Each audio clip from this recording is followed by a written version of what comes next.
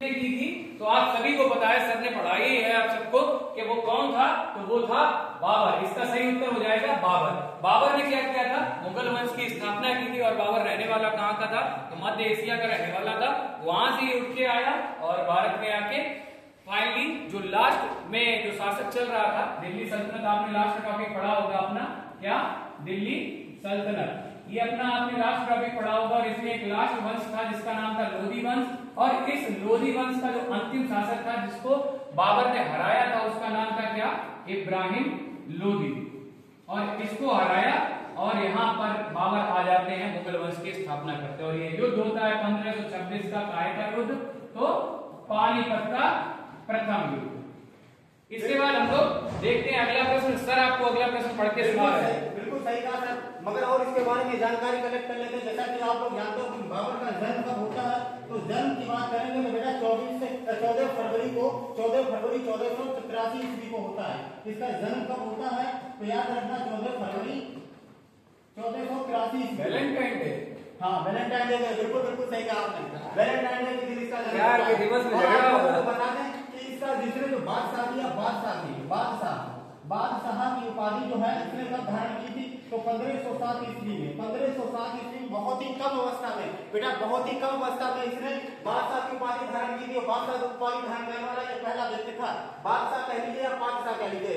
समरकंद का जो युद्ध हुआ था, उसी युद्ध को जीतने के बाद में बाबर ने पानीपत का जो प्रथम युद्ध हुआ था उसमें भी बादशाह की इसने उपाधि धारण की थी। और ये भारत में इंटर किस दर्रे से आया था, तो ये भी याद रखना, खैबर दर्रे से आया था। ये खैबर दर्रे से भारत में आया था। आइए दूसरे क्वेश्चन की तरफ चलते हैं कि बाबर का वास्तविक नाम क्या था। तो सर बताइए बाबर के वास्तविक नाम क्या था। प्रश्न नंबर 2, जैसा कि सर ने बताया है कि प्रश्न हम आपको बताया जा रहे कि बाबर का वास्तविक नाम मतलब रियल नाम, पूरा नाम अगर पूछा जाए या रियल नेम पूछा जाए या आपसे फुल नेम पूछा जाए, पूरा या फुल नेम पूछा जाए, तो क्या था आप सभी को पता है। पहले तो हम लोग देख लेते हैं ऑप्शन ए क्या है, जहीरुद्दीन मोहम्मद था क्या, या ऑप्शन बी क्या मोहम्मद शाह था, या ऑप्शन सी क्या हीरुद्दीन मोहम्मद था, या ऑप्शन डी उमर शेख मिर्जा था।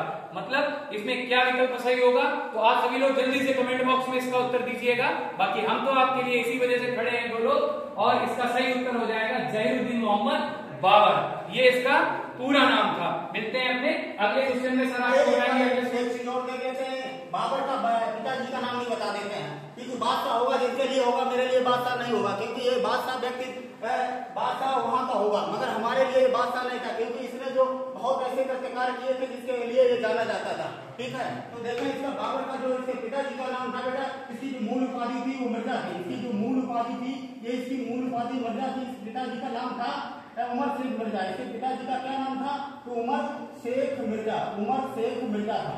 ठीक है, आइए जानते हैं अगले क्वेश्चन की तरफ चलते हैं हम लोग। अगला क्वेश्चन दिया गया हमारा कि पानीपत का प्रथम युद्ध 1526 में किस किस के बीच हुआ था, किस किस दो महारथियों के बीच में होता है, और भारत में जो एक नए वंश की स्थापना होगी, एक नए साम्राज्य की स्थापना होती है, इसी से होती है।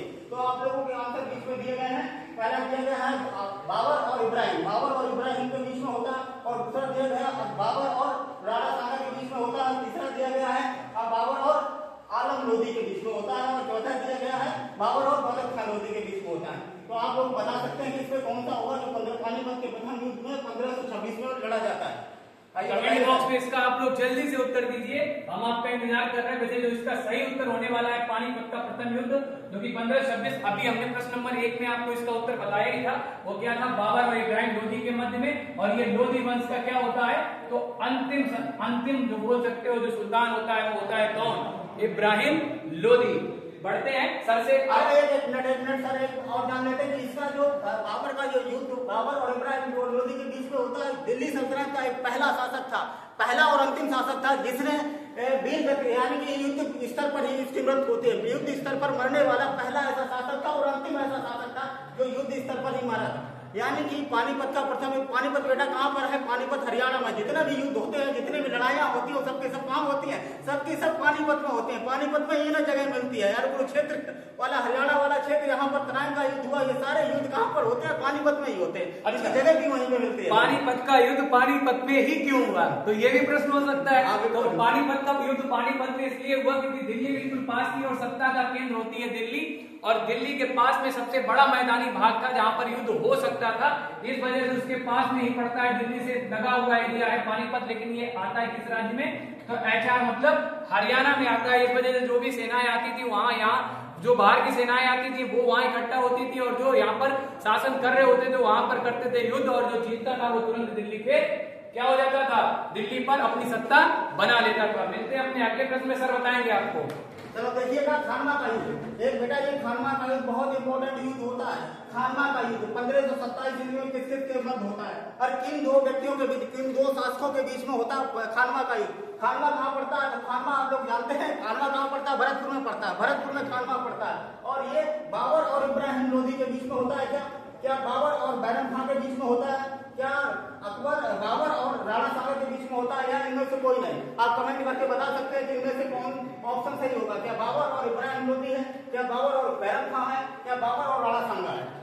आइए जानते हैं शिवम सर के साथ। तो खानवा का युद्ध जो होता है आप सभी को पता है, बाबर और राणा सांगा के बीच में होता है। ये राणा सांगा वही थे जिनके लिए अभी हाल ही में बहुत ज्यादा चर्चाएं चल रही थी, और इनके ऊपर किसी एक पर्टिकुलर विशेष पार्टी के व्यक्ति ने इनके लिए कुछ गलत शब्द बोला था। अरे राणा सांगा के बारे में आप क्या जानो, लगभग इन्होंने अपने जीवन में 100 लड़ाइयां लड़ी, और 100 के 100 लड़ाइयां इन्होंने जीती थी अपने जीवन में, एक भी युद्ध नहीं हारे थे। इनका एक पैर भी कट गया था, एक हाथ भी कट गया था, एक आंख भी इनकी डैमेज हो गई थी, फिर भी ये युद्ध लड़े और बहुत अच्छे से लड़े। बाबर इनसे युद्ध लड़ा, लेकिन फाइनली में होता क्या है कि इनकी सेना थोड़ी कमजोर हो जाती है और सेना में ये फाइनली हार जाते हैं राणा सांगा जी, जो भी रहता है। इसके बाद देखते हैं आगे चलते हैं, एक मिनट आगे चलते हैं कि ये देखो बाबर के साथ में एक बार और इसका युद्ध होता है। इस युद्ध में बाबर बहुत बुरी तरीके से पराजित हो जाता है। आप लोगों को बता दें कि एक युद्ध था जिसका नाम था बयाना का युद्ध। बयाना का युद्ध होता है 1527 ईस्वी में। बयाना का युद्ध होता है बेटा 1527 में। इसने जो तोपें चलाई, तोपें रखी थी, इसके पास 2 तोपें थी, हैं 2 तोपें थी। जो तोपची थे तोपों का मुंह ही मोड़ दिया था। राजपूत सैनिकों ने तोपों को मुंह घुमा दिया था। चलाओ कितनी चलाओगे, उनका घुमा दिया। अगले युद्ध में जब खानवा का युद्ध होता है 1527 में, तो बाबर क्या करता है कि बड़ी बड़ी मोटी मोटी जंजीरों के साथ में तोपों को बांध देता था। वो तोपों को बांध देता, जिससे तोपों राजपूत सैनिक घुमा ही नहीं पाते थे। इसकी जो नीति थी, तोपों के द्वारा आक्रमण किया जाता था, उनके पहियों में जंजीरें बंधवा दी थी इसने। इस वजह से तोपों का रुख नहीं मोड़ पाए थे, खानवा का युद्ध हारा था। आइए चलते हैं अगले क्वेश्चन पर। अगला प्रश्न आपको सर बताएंगे, सर का प्रश्न बताइए।